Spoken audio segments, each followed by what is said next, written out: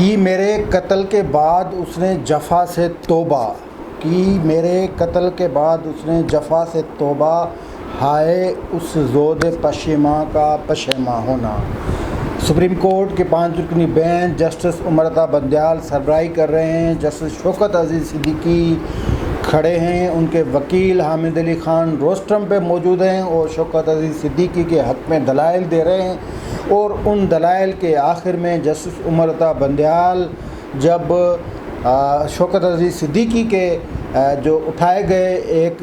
دلائل ایک جو نکتہ تھا اس کے جواب میں شعر کہنا چاہا تو وہ شعر بھول گئے، اور پھر جسٹس شوکت عزیز صدیقی یعنی جسٹس امرتا بندیال نے شعر کہنا چاہا لیکن وہ بھول گئے، پھر اس کو شعر کو مکمل کیا مرزا غالب کا یہ شعر جسٹس شوکت عزیز صدیقی، جس کو ہائی کورٹ سے برخاست کیا گیا جوڈیشل کونسل کے ایک فیصلے کے تحت۔ جسٹس ثاقب نثار کی سربراہی میں جوڈیشل کونسل بیٹھی تھی اور جوڈیشل کونسل نے جسٹس شوکت عزیز صدیقی کو شوکاز نوٹس جاری کرنے کے بعد برخاست کر دیا، یعنی ہٹا دیا گیا۔ آج بھی اس کیس کی سماعت ہوئی، لیکن اس کیس کی سماعت کچھ اس طرح چل رہی ہے کہ اب تو جج صاحبان اس نقطے پہ بھی یہ زور دے رہے ہیں کہ پہلے تو یہ آپ ثابت کریں کہ یہ کیس قابل سماعت ہے یا نہیں، یعنی ہائی کورٹ کے ایک جج کو برخاست کیا گیا، ان کو ہٹایا گیا، اور ان کے وکیل کا ماننا ہے کہ ہائی کورٹ کے وکیل کو ہٹانے سے پہلے جوڈیشل کونسل نے انکوائری نہیں کی، اور جسٹس شوکت عزیز صدیقی کے وکیل حامد خان ہیں۔ حامد خان ایک جانے مانے مشہور آئینی ایکسپرٹ ہیں، ان کا نام بھی اچھا، کام بھی اچھا، دلائل دیتے ہیں تو جو ججز ہوتے ہیں وہ خاموش ہو جاتے ہیں، کیونکہ وہ قانون اور آئین سے ہٹ کر کوئی بھی بات نہیں کرتے، اور یہی ہمارا معاملہ ہے۔ یہاں پہ گڑبڑ ہوتی ہے کہ جب آئین اور قانون کے تحت معاملات چلانے کی کوشش ہوتی ہے تو پھر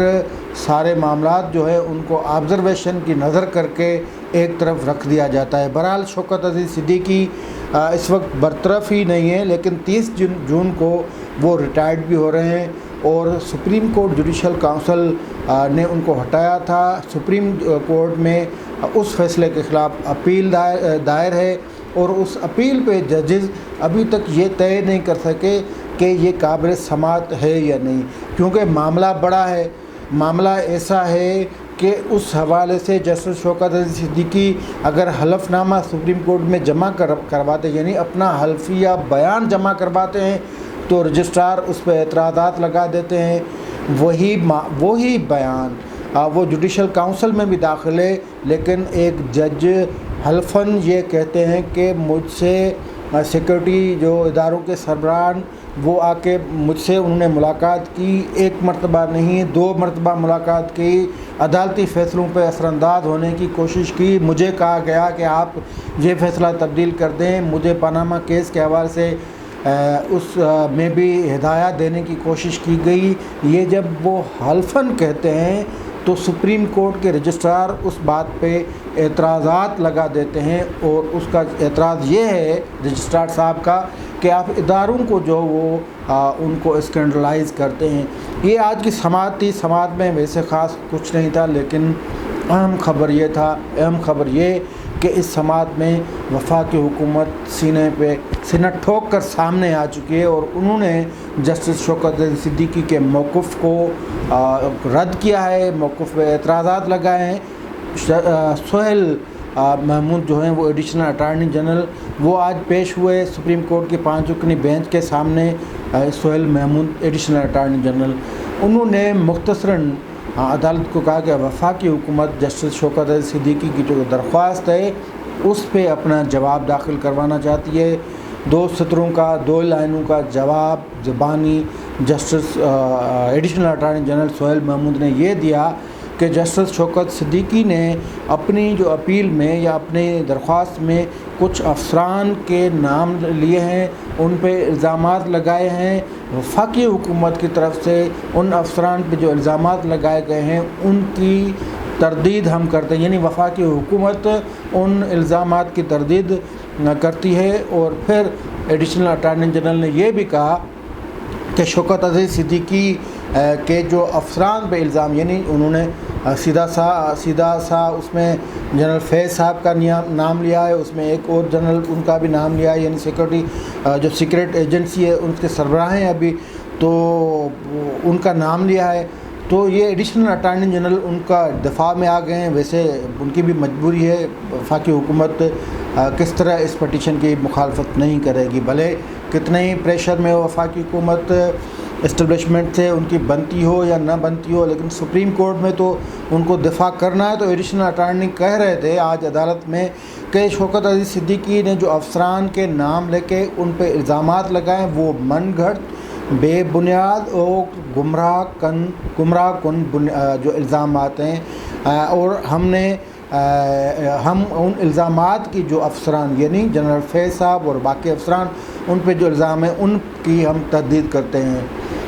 تو ایسے میں حامد خان جو کہ شوکت عزیز صدیقی کے وکیل ہیں وہ اٹھے، انہوں نے کہا کہ ہم نے کچھ اضافی دستاویزات اور حلفیہ بیان شوکت عزیز صدیقی کا اس جو درخواست ہے یا جو موقف ہے ہمارا یا جو کل جو بات ہوئی تھی اس حوالے سے رجسٹرار آفس میں جمع کرانے کی کوشش کی، لیکن رجسٹرار آفس نے اعتراضات لگا دیے ہیں۔ اب اعتراضات یہی ہیں کہ اداروں کو اسکینڈلائز کیا جا رہا ہے، یعنی اس میں ایک تو سیکورٹی جو سیکریٹ ایجنسی اس کا نام ہے، دوسرا وہ جج ہیں عدلیہ، تو انہوں نے یہ نہیں لکھا کہ آپ سیکریٹ ایجنسی کو بدنام کر رہے ہیں یا اس کو اسکینڈلائز کر رہے ہیں، لیکن رجسٹرار کا اعتراض یہ تھا کہ آپ جو ہیں وہ اداروں کی تصدیق یا اس کو اسکینڈلائز کرتے ہیں۔ تو یہ معاملہ جب عدالت میں آیا تو عدالت نے بھی اس کا نوٹس نہیں لیا، یعنی عدالت خود پہلے سے ہی کنونسڈ ہے، وہ پہلے سے ہی یہ بات تسلیم کر چکی ہے کہ یہ جو ریفرنس ہے یہ ریفرنس ٹھیک ہے، جوڈیشل کونسل کا جو فیصلہ ہے وہ بھی ٹھیک ہے، جسٹس شوکت عزیز صدیقی کی برطرفی وہ بھی ٹھیک ہے، جسٹس شوکت عزیز صدیقی نے جو الزامات لگائے ہیں وہ غلط ہے۔ یہ اس کو کہتے ہیں کہ ذہن بنا کے بیٹھ جانا، میں یہ نہیں کہتا، لیکن قانونی جو ماہرین ہیں جو جسٹس شوکت عزیز صدیقی کے حلقے ہیں، جو ان کے ساتھ قریبی حلقے، وہ بھی یہ کہتے ہیں، اور خود جو ججز محترم ججز جو یہ کیس سن رہے ہیں ان کے آبزرویشن سے بھی یہی لگتا ہے کہ انہوں نے ذہن بنا لیا ہے۔ وہ سمجھتے ہیں کہ جسٹس شوکت عزیز صدیقی کے خلاف یہ جو درخواست جسٹس شوکت عزیز صدیقی کے خلاف جوڈیشل کونسل کا فیصلہ تھا وہ ویلڈ تھا، قانونی تھا، آئینی تھا، لیکن حامد خان نے ایک اور نقطہ اٹھایا ہے، وہ یہ نقطہ تھا کہ جوڈیشل کونسل نے بغیر انکوائری کیے ہوئے فیصلہ دیا ہے، تو آئین کہتا ہے کہ پہلے جوڈیشل کونسل جو ہے وہ انکوائری کرے۔ آج اس پہ سماعت دوران سوال جواب بھی ہوئے، لیکن جسٹس امرتا بندیال نے سیدھا سا سوال کیا حامد خان سے کہ پہلے تو یہ 3 دن ہوئے ہیں اس کی ہم سماعت کر رہے ہیں، لیکن پہلے آپ اس پہ دلائل دیں کہ یہ درخواست قابل سماعت ہے یا نہیں، یعنی سپریم کورٹ گزشتہ 3-4 سماعتوں سے اس نقطے پہ فیصلہ نہیں کر سکی، یعنی پہلے تو 5 ججز کو مطمئن کرنا ہوگا، پھر پہلے تو بینچ کی آپ جو جس طرح کانسٹیٹیوٹ ہوئی ہے بینچ کے ججز جس طرح ہیں تو ان کو پہلے قائل کرنا پڑے گا کہ یہ قابل سماعت ہے۔ اس سے پہلے آپ جسٹس افتخار محمد چودھری، جسٹس قاضی فائز صاحب، ان کی اپیلیں اس طرح کی سنی ہیں، ان کو ریلیف ملا ہے، تو یہ قابل سماعت ہے، پہلے قائل کرنا پڑے گا حامد خان کو۔ حامد خان اسی نقطے پہ عدالت کو لے کے آ رہے ہیں، لیکن بیچ میں پھر عدالتیں سوال کرتی ہیں، اور پھر عدالت نے یہ بھی کہا ہے کہ کانسٹیٹیوشن کا آرٹیکل 211 جو ہے اس کو آپ اس سے ریلیٹ کریں، اس سے جوڑیں، اور پھر یہ بتائیں، یہ ثابت کریں کہ جج کے خلاف فیصلہ دے رہے ہیں یا جج کو ہٹانے کے لیے جوڈیشل کونسل کا انکوائری کرنا لازمی ہے۔ اب اس پہ وہ دلائل انہوں نے مانگے ہیں، لیکن یہ جو بیان حلفی والا معاملہ یہ کافی پیچیدہ معاملہ ہے، کیونکہ اگر ایک مطلب جج کے کیلیبر کے بندے بھلے اس کو برطرف کیا گیا ہو، ہٹایا گیا ہو، لیکن اگر وہ بیان حلفی دے دیتے ہیں رجسٹرار آفس میں تو پھر اس کو سپریم کورٹ کہاں مطلب لے کے جائے گی۔ تو اس سے پہلے کہ وہ سپریم کورٹ میں معاملہ آئے، رجسٹرار نے وہیں اس کو ردی کی ٹوکری میں پھینک دیا یا وہیں پہ اعتراض لگا کے مسترد کر دیا، تو جب معاملہ 5 رکنی بینچ کے سامنے آیا تو بینچ نے بھی کچھ اس پہ نہیں کہا۔ بینچ یہ کہہ سکتا تھا کہ وہ آپ لائیں ادھر، اس کو فکس کرتے ہیں، اس پہ آپ دلائل دیں، اگر وہ اس کو کیس کا حصہ بنانا ہوا تو بنا دیں گے، لیکن نہیں ہوا تو نہیں بنائیں گے۔ لیکن حلفی بیان حلفی لینے سے جو انکاری سمجھیں، انکاری کر دیا ہے، کیونکہ بیان حلفی ایک جج رہا ہو جو شخص وہ دے رہا ہو، تو لازمی ہے وہ بیان حلفی جو وزندار ہوگا، اور اس پہ جب نوٹس ہوں گے، جب اس پہ جوابی طلبی ہوگی، تو پھر ان افسران سے بھی جوابی حلفی بیان حلفی لیے جائیں گے جن کے نام اس میں داخل ہیں۔ تو یہ معاملہ یہاں تک اٹکا ہوا ہے۔ تو آج جسٹس امرتا بندیال نے کہا کہ ہم 3 دنوں سے وہیں پہ کھڑے ہیں کہ یہ درخواست قابل سماعت ہے یا نہیں۔ یہ تو فیصلہ آپ نے جناب جسٹس امرتا بندیال صاحب اور ان کے ساتھ جو 4 معزز جج ہیں ان نے کرنا ہے اور بتانا ہے کہ یہ قابل سماعت کیوں نہیں ہے۔ قابل سماعت اگر نہیں تو کیوں نہیں ہے، وہ ریزن بھی آپ نے دینا ہے۔ اور پھر عدالت نے یہ بھی کہا کہ آپ ابھی یہ ثابت نہیں کر سکے، اور پھر جو چھٹیاں آ رہی ہیں، گرمیوں کی چھٹیاں جو آ رہی ہیں، اس میں پتہ نہیں یہ 500 جج اس بیچ میں بیٹھے ہیں، وہ اسلام آباد میں موجود ہوں گے۔ اس کا مطلب ہے کہ کیس ہو سکتا ہے ڈیلے ہو جائے، اس کا فیصلہ نہ ہو سکے۔ 30 جون کو ویسے ہی جسٹس شوکت علی صدیقی صاحب ریٹائرڈ ہو رہے ہیں، تو اس طرح کے اشارے دیے جا رہے ہیں۔ ویسے سمجھ جانا چاہیے حامد خان وکیل صاحب کو، سمجھ تو وہ کافی گئے ہیں، لیکن آئین اور قانون نے پھر تھوڑا سا باندھ کے رکھا ہوا ہے اس بینچ کو کہ وہ ادھر سے ادھر حامد خان ان کو جانے نہیں دیتے۔ تو جسٹس حامد خان نے پھر جوڈیشل کونسل کی انکوائری والا جو نقطہ تھا وہ اٹھایا۔ انہوں نے کہا کہ جب پہلی سماعت ہوئی تو اس پہ بھی میں نے کہا کہ انکوائری ہونی چاہیے، میں نے انکوائری کی استدعا کر دی، جس پہ جسٹس امرتا بندیال نے پھر سوال اٹھایا کہ کیا جوڈیشل کونسل اوپن انکوائری کر سکتی ہے یا نہیں، جس پہ حامد خان نے جواب دیا تھا کہ کارروائی سے پہلے مجھے یہ یقین دہانی کرائی گئی تھی کہ اوپن انکوائری ہوگی، یعنی جوڈیشل کونسل نے یقین دہانی کروائی تھی حامد خان یعنی جسٹس شوکت علی صدیقی کو کہ اس معاملے کی اوپن انکوائری کی جائے گی۔ انکوائری کس معاملے کی ہوگی؟ انکوائری اس معاملے کی ہوگی کہ یہ جو سیکرٹ ادارے کے سربراہ جو افسران تھے وہ ان کے گھر آئے، پریشرائز کیا، ان کو فیصلے تبدیل کرنے کی بات کی، مجبور کیا، اور پھر آفرز دی۔ یہ سارا جو جواب تھا شوکت علی صدیقی کا، اور یہ جو الزام لگائے تھے انہوں نے راولپنڈی میں ان افسران پہ، اس پہ انکوائری ہونی تھی، تو خیر وہ انکوائری پھر نہیں ہو سکی۔ تو انکوائری کے لیے حامد خان نے کہا ہم پیش بھی ہوئے تھے لیکن انکوائری نہیں ہوئی۔ اس پہ جسٹس اعجاز الحسن بولے، اور جسٹس اعجاز الحسن کے کئی فیصلے آپ کو پتہ ہے کس قسم کے ہوتے ہیں، کہاں سے آتے ہیں، کیسے دیتے ہیں۔ تو انہوں نے کہا کہ جوڈیشل کونسل یہ نے تسلیم کیا، اب وہ جوڈیشل کونسل کے ممبر بھی نہیں ہیں، تو انہوں نے کہا جوڈیشل کونسل نے تسلیم کی ہوئی کہ حقیقت کے بنیاد پہ اوپن انکوائری کو مناسب نہیں سمجھا۔ وہ تو اس میں تھے ہی نہیں، جوڈیشل کونسل نے ایسا کوئی فیصلہ ریٹرن میں دیا بھی نہیں۔ تو جسٹس اعجاز الحسن کو پتہ نہیں یہ بات کس نے بتائی، تو انہوں نے کہا کہ جوڈیشل کونسل نے سمجھا کہ یہ تسلیم شدہ حقیقت ہے، یعنی یہ جو الزامات لگا رہے ہیں شوکت علی صدیقی صاحب، ان کی کوئی حیثیت نہیں ہے، یہ جھوٹے ہیں، یا یہ جو کچھ ہو رہا ہے تو اس کی کوئی حیثیت نہیں، اس لیے جوڈیشل کونسل نے مناسب نہیں سمجھا کہ اوپن انکوائری کی جائے۔ تو حامد خان نے کہا کہ جب آئین میں یہ بات شامل ہے کہ جوڈیشل کونسل نے انکوائری کرنی ہے تو پھر انکوائری کرنی ہے، پھر اس کو آپ نظر انداز نہیں کر سکتے، پھر آئینی نقطے کو جوڈیشل کونسل نظر انداز نہیں کر سکتے تھی۔ اب یہاں پہ مسئلہ یہ ہے کہ جوڈیشل کونسل شوکت علی صدیقی کے معاملے میں انکوائری انہوں نے کیوں نہیں کی، بغیر انکوائری نے ثاقب نثار کس طرح انہوں نے برطرف کیا، اب سپریم کورٹ اس کی انکوائری کا آرڈر کیوں نہیں دے رہی، یہ کچھ معاملات ہیں پیچیدہ، اور انکوائری میں نام کس کے ہیں، وہ بڑے بڑے نام ہیں۔ تو سپریم کورٹ کو ڈر تو ویسے ڈرنا نہیں چاہیے، لیکن وہ پتہ نہیں کیوں اس کا حکم نہیں دے رہے۔ تو آگے چلتے ہیں۔ تو جوڈیشل کونسل کے حوالے سے ہی حامد خان نے دلائل دیا، انہوں نے کہا کہ جج کے پاس کوئی اور فورم موجود نہیں ہوتا، جوڈیشل کونسل اس کے خلاف یک طرفہ اگر فیصلہ کر دے، بغیر انکوائری کے فیصلہ کر دے، تو پھر وہ جج کہاں جائے۔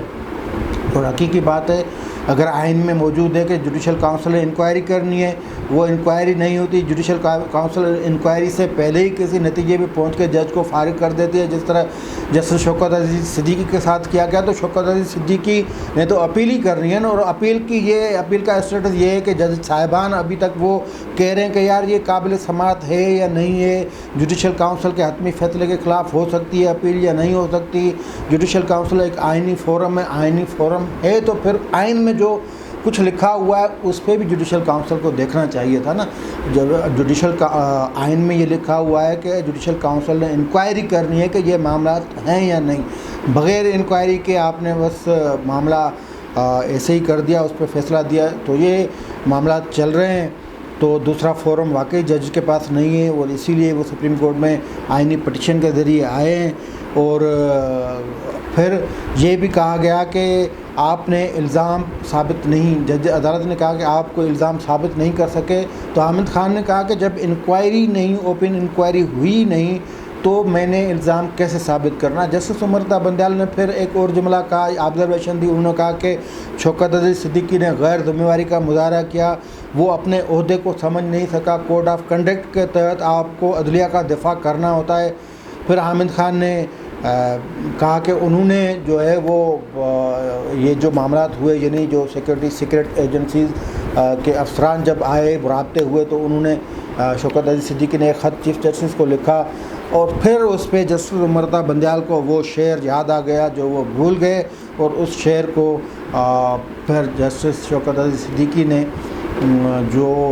جس کا اسٹیٹس اب بھی جسٹس کا ہی ہے، کیونکہ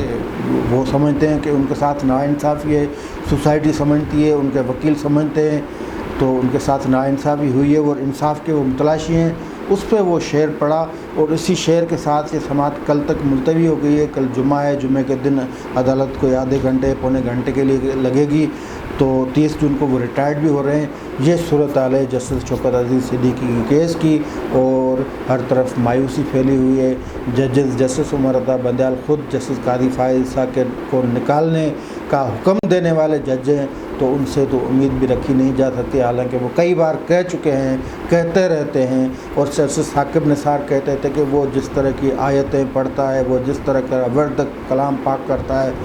میں تو رو دیتا ہوں کبھی کبھی۔ اب اس کو ہو سکتا ہے کہ ان کے دل میں رحم بھی آ جائے، اور یہ سارے معاملات میں جو ناانصافی ہوئی ہے، جو ثاقب نثار کر گئے ناانصافی، اس کو وہ اس کے تہ تک پہنچ جائیں، اور جسٹس شوکت عزیز صدیقی کو ہو سکتا ہے کہ وہ انصاف بھی دے سکیں۔ آج کے لیے اتنا ہی، دیجیے اجازت، اللہ حافظ۔